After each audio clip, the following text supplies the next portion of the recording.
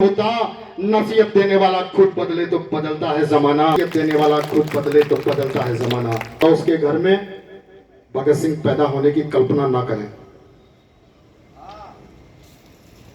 ये हमारी सबसे बड़ी कमजोरी है। आज मंचीय भाषणों से व्यवस्था में मेरे वरिष्ठ नंद किशोर जी से मैं बार बार आग्रह करता रहा हूं कि अगर इस समाज को सुधारना है, हमारे जैसे लोगों के लिए भी मंच लगाना बंद कर दीजिए।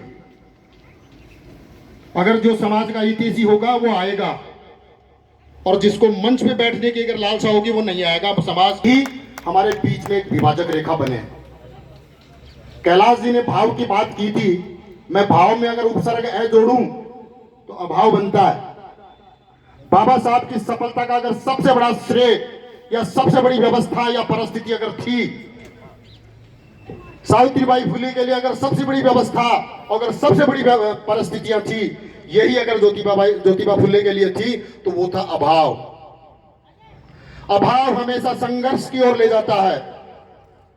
वो अभावों का समय था। हम अभाव में जीना बंद कर चुके हैं। अब हम प्रभाव की तरफ चले गए।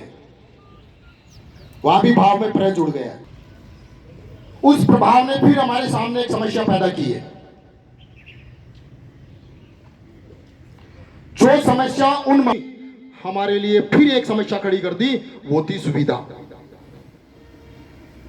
जिस दिन आप अगर प्रभाव और सुविधा के जंग से निकल जाएं, उस दिन मैं दावे के साथ कह सकता हूं कि समाज सुधर जाएगा।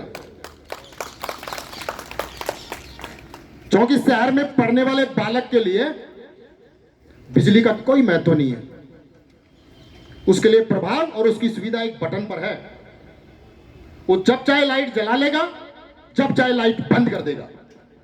और एक गांव में जहां हम पढ़े हैं, हमें पता था कि 3 घंटे लाइट आएगी, क्योंकि हमारे सामने अभाव था, हमारे सामने दुविधा थी, तो हम एक नियोजित तरीके से अध्ययन करते थे।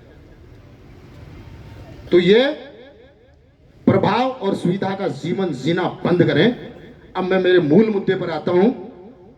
इतने वर्षों के बाद डॉक्टर बाबा साहब अंबेडकर की